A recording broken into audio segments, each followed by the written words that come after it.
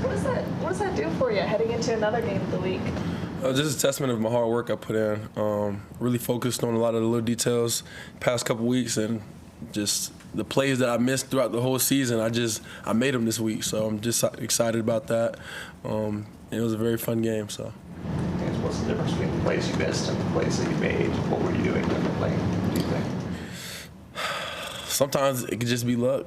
You know what I'm saying, about timing sometimes. We always joke in the DN room that we probably lead the country in almost sacks. We missed a couple this year, and against Pitt, we made those plays. So I was just really excited about that, especially for guys like Denhoff and Jaheim getting their first sack. So. Is there something you were seeing in your matchup that just led you to believe that this is going to be sort of your career day? No, I knew going into the game that it would be a good matchup on both sides. Coming into the first half, obviously I didn't record a stat, and then that kind of boosted me up a little bit going into the second half. Like, I got to pick it up. Like, I know I'm better than this. So I had a full reset and came out the second half firing, and I just felt myself getting hotter and hotter every play, so I just kept going. The tackle that you were going up against, he started complaining to the officials kind of early in the second half. But do you ever have a moment where you're like, I don't think this guy's going to block me the rest of the day? Do you ever have that kind of moment pop in your head where you're like, this is going to be good? Yeah, I definitely do it, and I let them know that too.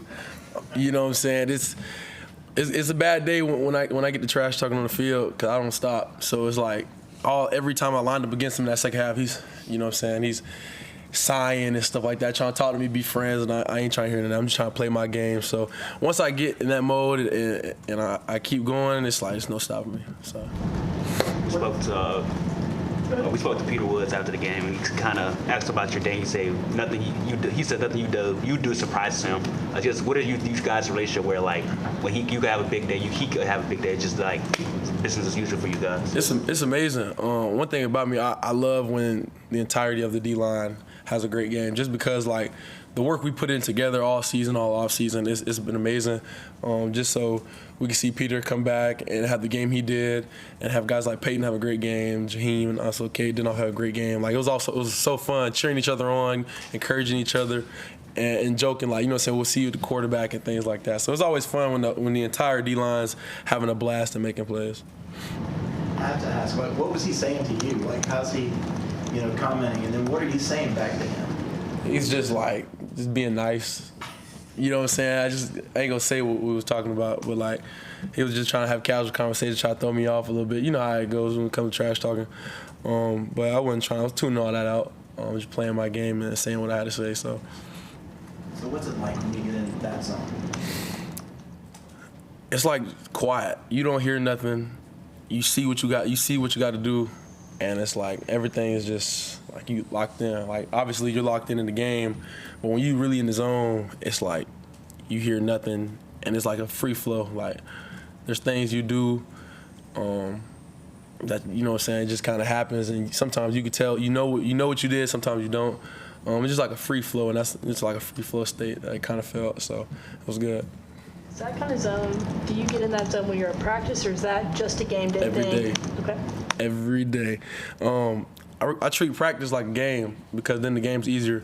That's Sweeney's big message too. Like for us, our Tuesdays and Wednesdays are going to be harder than the game, and that's the way it should be, honestly. Just because you don't want to have the game speed you up, you want to slow the game down. And that's what has been big for me my sophomore year. The game has really slowed down for me. I'm seeing things a lot faster, which I can attest to about my knowledge of the game. So.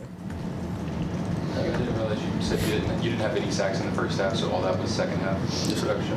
It was. What was it like were you close on any in the first half? You kind of just knew you were on the edge of it was a couple I was close on. I tripped on, I could have had a sack in the first quarter, but I tripped. I was mad at myself about that, but we ended up picking it up. But that was that. So. What's the most sacks you ever had in a game going back to high school? It was 6 or 7. It was against Oxford in Alabama. Yeah, it was my sophomore year in high school, I think. Yeah, 6 or 7, one of those. I got to fact check that, but yeah.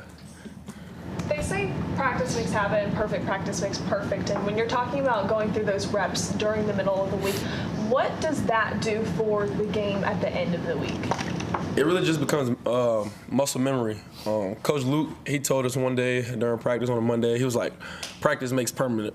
So what you do in practice is going to permanently what you're going to do in the game and things like that. So every rep, I try to treat it as if the game is on the line, whether that's fourth quarter, overtime, to win a national championship, to win a playoff game, to whatever it is, because at the end of the day, I want every rep that I take, no matter if it's practice, pre-practice, post-practice, or the game, I want it to be the same as best I can just so I can execute what I got to do. Was it last year you took the flag downhill, military appreciation? I guess just to go back to that, how did your family's, I guess, military background kind of shape you growing up? Man, it was a blessing. Obviously, my dad was in the military for 11 years. He was in the Army. It was a lot of order and discipline, which I loved. I feel like it helped me for who I am today. My dad has sacrificed a lot to be where we're at right now, and I love him to death. And like he's always, he's always taught me how to be a better man than I am an athlete. Because your name, like it says in the Bible, your name will carry a lot longer than your ability to provide something for somebody will. So he's always been there for me, teaching me the right ways and how to go about treating people with respect and loving people. So I'm really appreciative of my dad. In what ways would you instill discipline? Like, what would be something that you have to remind you? Just being just be where I'm at. Obviously, you don't want to act older than you was as a kid, and you don't want to just like little kid stuff. Basically, I can't really go into detail. I mean, it was always good, but yeah. What about to be able to have done that, to have run the moment of running the flag down and everything? It was amazing. I got to represent my dad. Obviously, he was in the game, so he got to see me play, live out my dream. So I know he was happy to see it, and my mom was super proud of watching it too. I was just super happy to be the person to run down the flag and represent my dad. So You run down that hill so many times. What was that one like to be the first one, to be the one to be down it solo, really? How is that different, and can you kind of take us back to those feelings?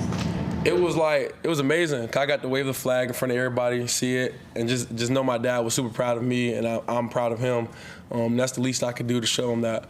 Thanking him for his service, and thanking everybody for their service, really. I was just super excited about it. And I was just thinking about all the times my dad had to deploy, and me as a kid, missing him and him coming back home, and I was super excited. So that was really going through my mind when I was waving the flag down the hill. You're now tied for ninth nationally in sacks after that game. Do you have a number that you wanted to hit before the season, or now that you've kind of jumped up there, do you have a goal over these final games? My goal before the season was 10. I'm right there. But now it's just about really just winning, dominating however I can, being the best leader I can just to get the win and win out in a dominating fashion. That's what I'm looking forward to now. Stats is great personally wise, but in reality, I just really want to win. I'm trying to get to the playoffs, trying to lock in. So whatever we got to do to win, no matter if my stats is 5 sacks or 0 sacks, whatever I can do to affect the game, honestly, I'm happy with. How difficult is it to just log in with all the distractions and all the implications of certain games? It's not hard at all. At the end of the day, we playing football. That's what I came here to do. I came here to get education, came here to play football. So I'm doing what I love, so it's not hard for me to lock in. It don't matter who we play. We could play the number 1 team in the country, or we could play the last team in the country. I'm still going to lock in the same way because at any moment, it's college football. Anybody can get beat. So we got to take every opponent with a grain of salt. Anybody else for TJ? Are you every sack you celebrate with the same dance or different dance? I wonder if you have 4 in a game, do you run out a unique one to do, or you come in with a bunch of different things, or does it kind of just happen? On Thursdays is when we really practice our celebrations. But when you really get in the game, sometimes you remember, Barrett had to remind me, you got to celebrate. And in that moment, I realized I ain't celebrating for not one of these sacks. So going forward, you'll definitely see me celebrate more. Sometimes in the moment, you just you do whatever in the moment you feeling. But sometimes you got to realize we got to have fun with it. So Barrett, he does a good job of reminding me you got to celebrate more. So you definitely see some crazy celebrations coming up. I know you cook. You like to cook. With Thanksgiving coming up, do you have anything special in mind that you're doing for you and your family for the holiday? Yeah, that's a good question. You know what I'm saying? Look, my family be down here next Wednesday, man. We start them oxtails on Wednesday. Let them cook for a couple hours.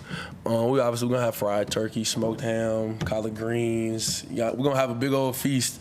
And then we'll have like my family, Peter's family be here, my girl's family. So we'll have a lot of people there. We're gonna have a good time, and we're gonna have a lot of good food. I ain't gonna do too much cooking.